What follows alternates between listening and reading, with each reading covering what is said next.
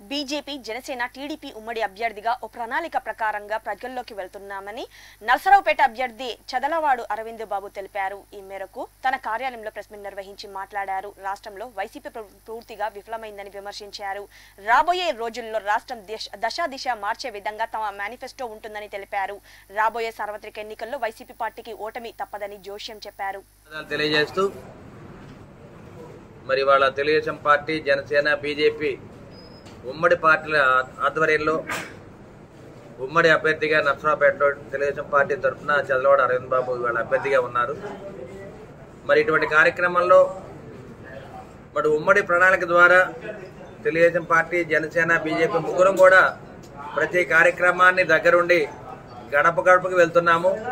అదేవిధంగా మేనిఫెస్టోని ప్రతి గడపకు తీసుకెళ్లి అన్ని విధాల ప్రజలకు తెలియజేస్తూ ఉన్నాము.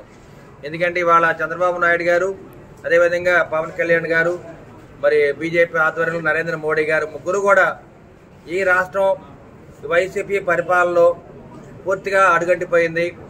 అన్ని వర్గాల ప్రజలు కూడా పూర్తిగా మరి అభివృద్ధిలో వెనకబడిపోయారు. కాబట్టి ఈ ముగ్గురు కూడా ఈ రాష్ట్రాన్ని అభివృద్ధి చేయడానికి, ఈ వ్యవస్థలను బాగు చేయడానికి వీళ్ళు ముగ్గురు కూడా కలిసి వాళ్ళ ప్రయాణం చేస్తూ రేపు రాబోయే కాలంలో ఎలక్షన్స్ లో పోటీ చేసి వైసీపీ ప్రభుత్వానికి గద్దె దించడానికి మూడు పార్టీలు కూడా ఉమ్మడి ప్రణాళిక ద్వారా ఇవాళ ప్రయాణం చేస్తున్నారు. ఎలక్షన్ కమిషన్ ఏం చెప్పిందంటే వాలంటీర్లు పెన్షన్ ఇవ్వడానికి వీల్లేదని చెప్పడం జరిగింది. అదేవిధంగా పెన్షన్ ఇవ్వడానికి పంచాయతీ సెక్రటరీలు వీళ్ళు ఉన్నారు. ప్రతి గ్రామంలో పెన్షన్ ఇవ్వడానికి అవకాశం ఉంది. కాబట్టి మేము టీడీపీ తరఫున, జనసేన, బీజేపీ తరఫున మేము ఒకటే అడుగుతున్నాం, పెన్షన్ వెంటనే ఇవ్వమని చెప్తున్నాం.